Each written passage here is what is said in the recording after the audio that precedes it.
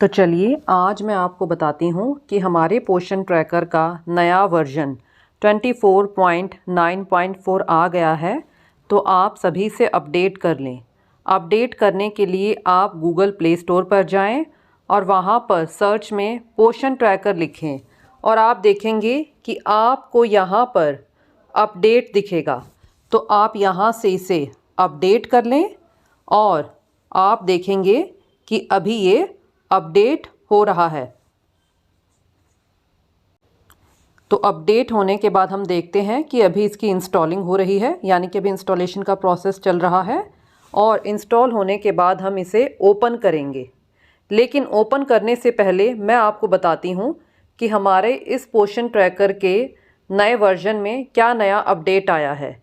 तो आप देखेंगे कि ये नया अपडेट मेरा 21 अक्टूबर 2025 को आया था और आप देखें कि यहाँ पर लिखा हुआ है user can now edit a child's name, resident type and दिव्यांगजन स्टेटस। यानी कि अब आप बच्चे का नाम, रेजिडेंट टाइप और जो दिव्यांगजन का स्टेटस है उसे अपडेट कर सकते हैं। और साथ में आप देखेंगे कि जो हमारा सेकंड दिया हुआ है लोकेशन रिक्वायरमेंट फॉर अपार आईडी क्रिएशन इज़ डिसेबल्ड।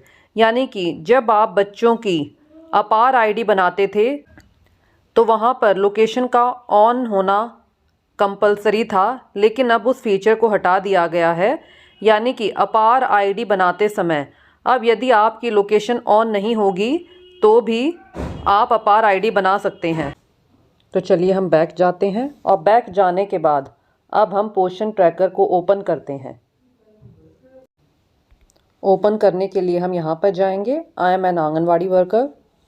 यहाँ पर जाने के बाद आप यहाँ पर लॉगिन करेंगे और अब आप देखेंगे कि आपको यहाँ पर वर्जन भी दिखाई दे रहा है 24.9.4। तो आप यहाँ से लॉगिन करें और लॉगिन करने के लिए आप यहाँ पर यूज़र नेम और पासवर्ड डालें। तो चलिए हम यूज़र नेम और पासवर्ड डालते हैं। हमने यूज़र नेम और पासवर्ड डाल दिया है। अब हम साइन इन करते हैं और आप देखेंगे कि अभी यहाँ पर प्रोसेसिंग चल रही है। तो हम यहाँ पर बेनिफिशरीज़ पर जाते हैं और बेनिफिशरीज़ पर जाने के बाद हम यहाँ पर कोई भी बेनिफिशरी सिलेक्ट कर लेते हैं। जैसे हम यहाँ 6 मंथ टू 3 ईयर में जाते हैं और यहाँ पर जाने के बाद हमारे ये पहले ही बच्चे हैं, हम इनको सिलेक्ट कर लेते हैं। और यहाँ पर जाने के बाद आप देखेंगे कि हमारे पास यहाँ पर एडिट का ऑप्शन आ रहा है। तो आप यहाँ से बच्चे का नाम अपनी लोकल लैंग्वेज में लिख सकते हैं। तो हमने बच्चे का नाम लिख दिया है, आप इसे सबमिट कर दें और आप देखेंगे कि ये नाम बच्चे की प्रोफाइल में थोड़ी देर के बाद रिफ्लेक्ट होने लग जाएगा। तो हम यहाँ से डन करते हैं और डन करने के बाद आप देखेंगे कि यहाँ पर रेजिडेंस टाइप में यहाँ पर टेम्परेरी है। तो आप चाहें तो इसे चेंज भी कर सकते हैं। चेंज करने के लिए आप यहाँ पर जो एरो दिया हुआ है इस पर जाएंगे। रेजिडेंस टाइप को चेंज करने के लिए यहाँ पर टेम्परेरी और परमानेंट है। तो हमने यहाँ पर इन्हें टेम्परेरी किया हुआ है। अब हम इन्हें परमानेंट करते हैं तो और फिर सबमिट करते हैं। और सबमिट करने के बाद आप देखेंगे कि ये डेटा भी अपडेट हो गया है और इनके प्रोफाइल में थोड़ी देर में दिखने लग जाएगा। तो हम यहाँ से डन करते हैं और डन करने के बाद हम बैक जाते हैं और चेक करते हैं। बैक जाने के बाद हम फिर से यहाँ पर जाते हैं और आप देखेंगे कि ये अभी हमने इनका नाम चेंज किया था, यानी नेम इन लोकल लैंग्वेज हमने इनका नाम आरव किया था हिंदी में। आप देखेंगे कि ये नाम यहाँ पर रिफ्लेक्ट हो गया है और हमने इनका रेजिडेंस टाइप भी चेंज किया था। तो उसके लिए आप फिर से यहाँ पर जाएंगे और अब आप देखेंगे कि यहाँ पर ये परमानेंट हो गया है। तो एक अपडेट तो हमारा ये आया है। हम बैक जाते हैं और साथ ही आप देखेंगे कि प्रोफाइल में हमारा एक अपडेट हुआ है। यदि आप किसी का दिव्यांगता स्टेटस चेंज करना चाहते हैं, जैसे हमारा यहाँ पर है चाइल्ड डिक्लेयर दिव्यांगजन, ये नो है। यदि बच्चा दिव्यांगजन है और आप उनका स्टेटस चेंज करना चाहते हैं तो आप यहाँ से एडिट पर जाएंगे और यहाँ पर यस करेंगे और यस करने के बाद आपको यहाँ पर स्पेसिफाई करना पड़ेगा कि बच्चे की दिव्यांगता किस टाइप की है, यानी मूवमेंट की, चलने फिरने में दिक्कत है, मेंटल यानी कि दिमागी है, सीइंग यानी कि देखने में कोई प्रॉब्लम है, हियरिंग यानी कि सुनने में कोई दिक्कत है, और फिर है स्पीकिंग। तो आप इनमें से किसी एक को सिलेक्ट करेंगे और आपको यहाँ पर ये UDID नंबर है। UDID नंबर होता है, UDID यूनिक डिसेबिलिटी आईडी होती है। ये 18 डिजिट का एक नंबर होता है जो भारत सरकार द्वारा PWD यानी पर्सन विद डिसेबिलिटीज़ को अलॉट किया जाता है। तो आप ये नंबर डालने के बाद फिर इसे सबमिट कर देंगे। तो चलिए फ़िलहाल मैं बैक जाती हूँ। हम यहाँ से बैक जाते हैं और बैक जाने के बाद एक नया अपडेट और आया है, लेकिन उसके लिए आपको जो हमारे 3 से 6 वर्ष के बच्चे हैं उनमें जाना पड़ेगा। तो चलिए मैं यहाँ पर 3 to 6 ईयर में जाती हूँ और यहाँ पर जाने के बाद मैं यहाँ पर कोई भी एक बच्चा सिलेक्ट कर लेती हूँ। जैसे मैं यहाँ पर ये सेकंड बच्चे हैं अमन, इनको सिलेक्ट करती हूँ और इनको सिलेक्ट करने के बाद आप देखेंगे कि यहाँ पर एक और नया अपडेट ऐड हुआ है। आप यहाँ पर देखेंगे कि चाइल्ड गोइंग टू, तो आप यहाँ से इसे अपडेट कर सकते हैं। तो हम यहाँ पर जो ये पेंसिल का आइकन बना हुआ है एडिट का, इस पर जाएंगे और इस पर जाने के बाद तो आप देखेंगे कि ये बच्चा आंगनवाड़ी सेंटर में आता है, तो इसीलिए हमारा ये आंगनवाड़ी सेंटर पर ही सिलेक्ट है। यदि ये बच्चा स्कूल जाता है तो हम यहाँ स्कूल पर सिलेक्ट करेंगे और यहाँ से इसे सबमिट कर देंगे। तो फ़िलहाल हम इसे आंगनवाड़ी पर ही रहने देते हैं और यहाँ से बैक जाते हैं। और बैक जाने के बाद आप देखेंगे कि यहाँ से भी हम बच्चे का रेजिडेंट टाइप यानी कि परमानेंट है या टेम्परेरी वो भी चेंज कर सकते हैं। परमानेंट है तो परमानेंट, टेम्परेरी है तो टेम्परेरी।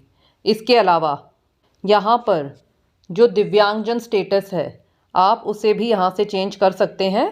यदि बच्चा दिव्यांगजन है तो आप यहाँ पर यस करेंगे और यस करने के बाद आप बच्चे की दिव्यांगता सिलेक्ट करेंगे, जिस टाइप की बच्चे की दिव्यांगता होगी, और यहाँ पर आपको UDID नंबर डालना अनिवार्य है।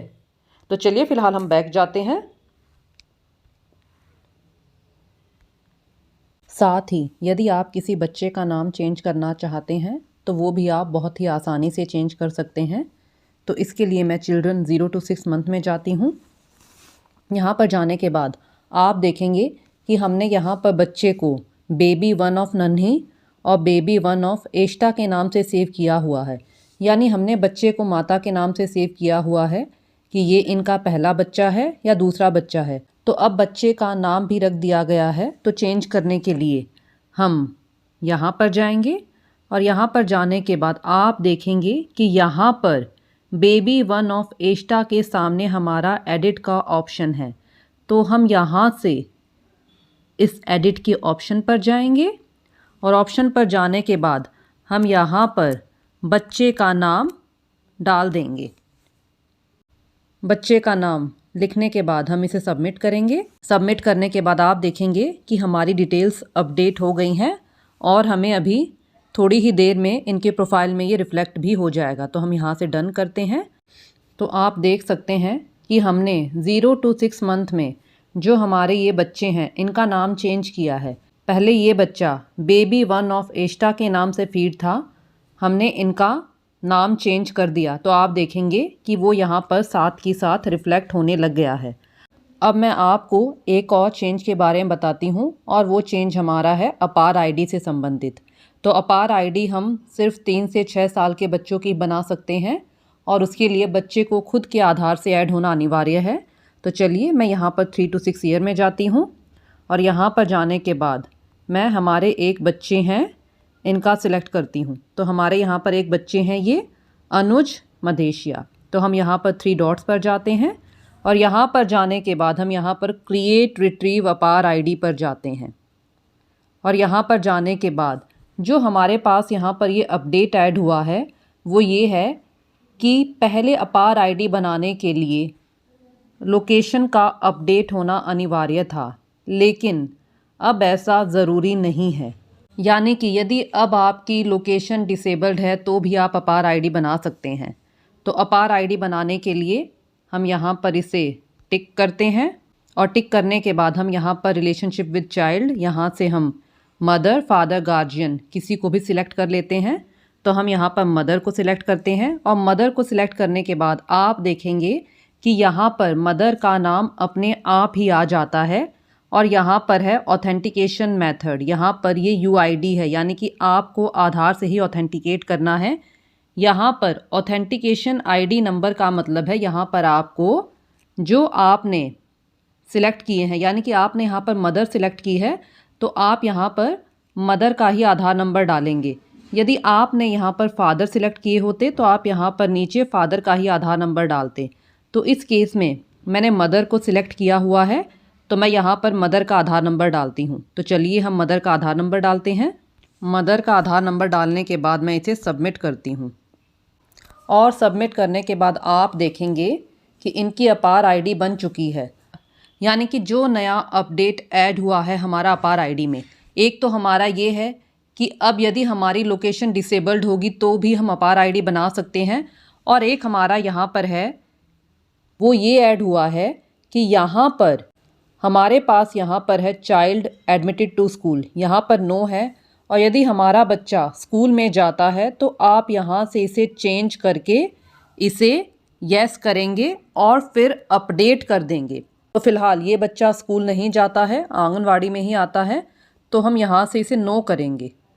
तो नो करने के बाद इसे अपडेट कर देंगे और अपडेट करने के बाद हम यहाँ से इसे डन करेंगे। और डन करने के बाद अब हम इनके प्रोफाइल में जाते हैं और चेक करते हैं।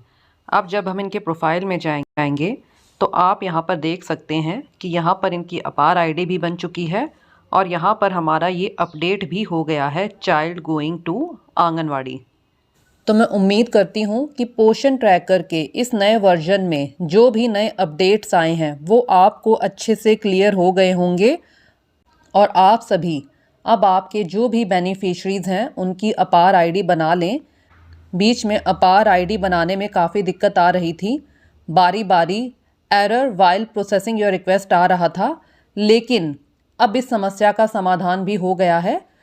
तो आप सभी, आपके जितने भी 3 से 6 वर्ष के बच्चे हैं उन सभी की अपार ID बना लें, और अपार ID बनाने के लिए बच्चे को स्वयं के आधार से ऐड होना अनिवार्य है। तो आप जिन बच्चों का आधार बन चुका है उन्हें उनके आधार से ऐड कर लें। तो मैं उम्मीद करती हूँ कि वीडियो आपको अच्छे से क्लियर हो गया होगा, और यदि आपके कोई डाउट्स हैं तो आप कमेंट्स में पूछ सकते हैं।